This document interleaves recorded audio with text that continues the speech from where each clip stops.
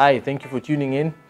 I hope you caught the last video when we discussed the different reasons for investing in land, specifically in Kenya.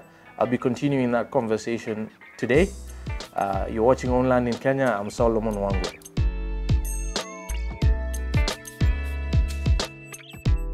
Third reason that people invest in land has to do with investment diversification. If you're an investor-minded individual in general, you've probably invested in stocks and bonds. You've invested in other companies, maybe startup companies. You've bought shares. Land is simply another asset class or investment class, if you will, to consider. And a good reason for investing in land is to spread your risk, is to hedge against any risks in any particular class of investment, so that should something detrimental happen in one particular area, you don't have all your eggs in one basket. It's pretty easy to understand, right? So investing in land is a great way to do so. I shared in the last episode that historically land in Kenya has outperformed every investment class consistently for the last 33 years. And so that would make it a very good place to park some of your savings, some of your money, some of your investments, so that you have a hedge against upheavals in other markets. So if you're heavily invested in the stock market, for example, I would highly advise that you take away some of your exposure and put it in land, which is a hard asset rather, and secure your future.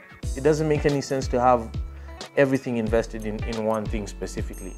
Another great reason for investing in land has to do with legacy. I also shared in the last episode about my parents' early investment in Syokimau, and my siblings and I were blessed by our parents with an early inheritance of quarter-acre plots from that particular investment. And my mom's words, and I hope she doesn't kill me for sharing this, but she told me she didn't want us to wait until she was dead for us to enjoy some of the investments they made to provide for us as their children. And so they gave us a quarter of an acre, and I can't think of any better reason, honestly, to invest in general. Land is a great way to pass on legacy to your loved ones, whether it's your own children, whether it's someone else's children, whether it's through an endowment fund or a trust for the benefit of others. Basically, you're taking care of future generations' interests by passing something on, and land is a great way to do so. Personally, I think because land doesn't move, it's not going anywhere, so it's secure in that sense. Another good reason, and I say it jokingly, but it's actually true. I had Caribbean friends in college who always say that God ain't making no more land.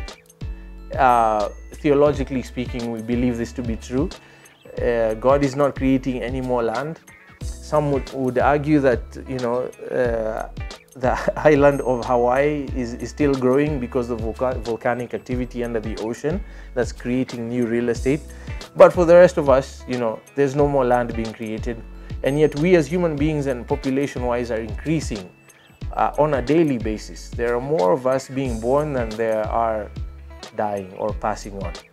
So basic laws of economics state that land is a diminishing commodity, which means its valuation over time goes up. And that basically means future generations will have a harder time securing this commodity than we do. So passing it on as a legacy is a great and a worthwhile reason to invest in land.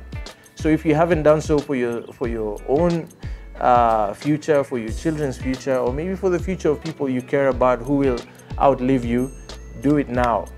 Because the one thing that's true and a constant with land generally is that it will always be more expensive tomorrow.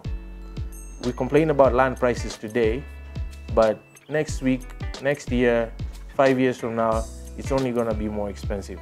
So now is always the cheapest time to buy land. So do it now and create a legacy for your future.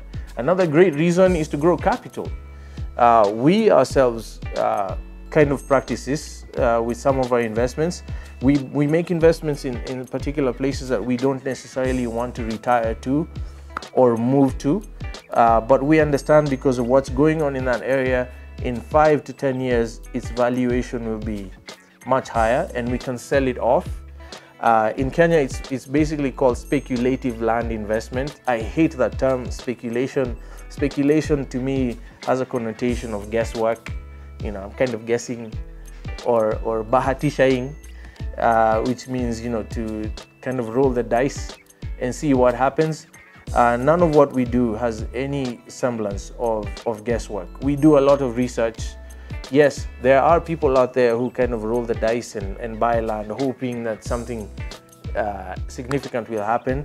That's not the best way to go about investing in land. As I've said before, do your homework, ask questions, read reports, visit the place, see what's going on, and then make your decision.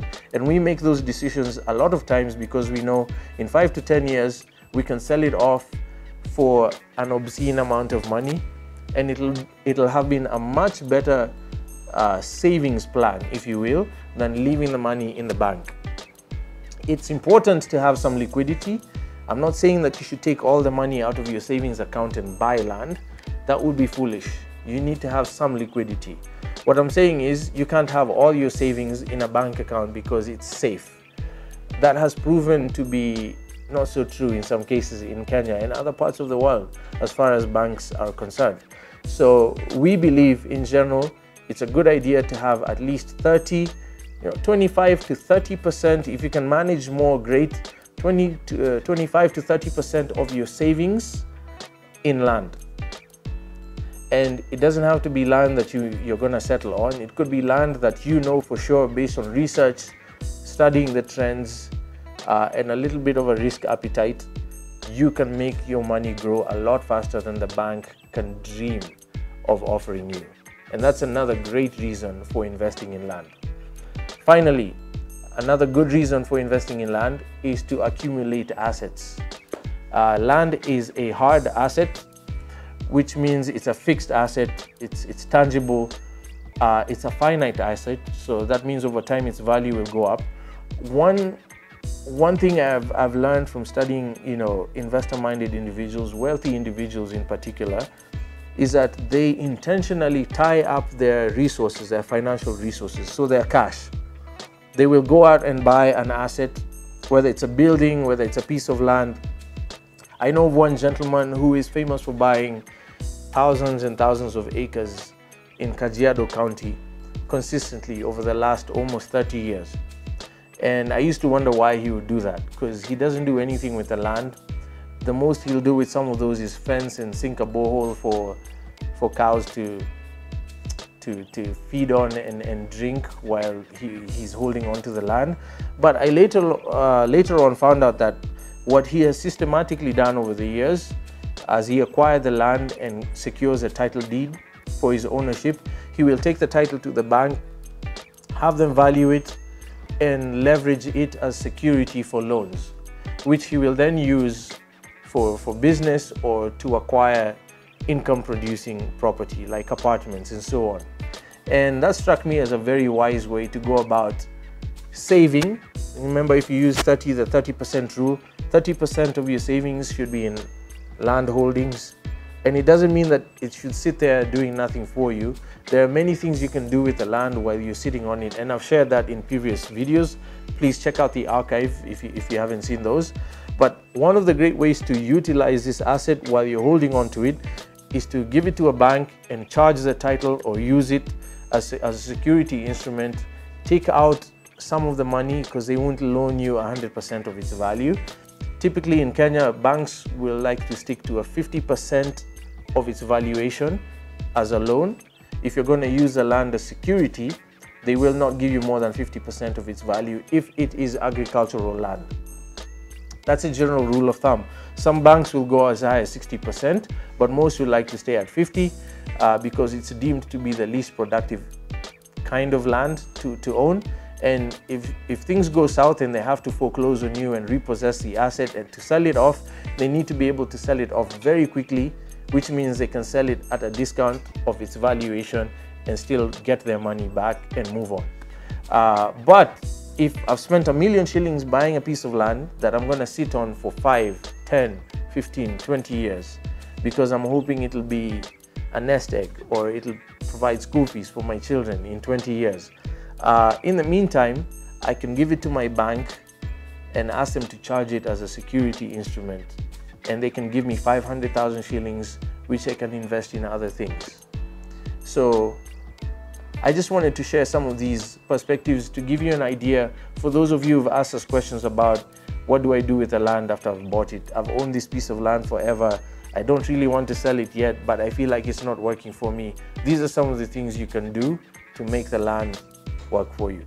I hope that information helps. If you have any comments, maybe you have a strategy in place that you've used or know someone who's using a different strategy to utilize their property or some of their reasons for investing in land, please feel free to share those on our YouTube channel after you subscribe. Share it with your loved ones and friends as well. And we'll be happy to engage with you directly as well. If you give us a call, 07 0001 0001. Again, that's 07 0001 0001.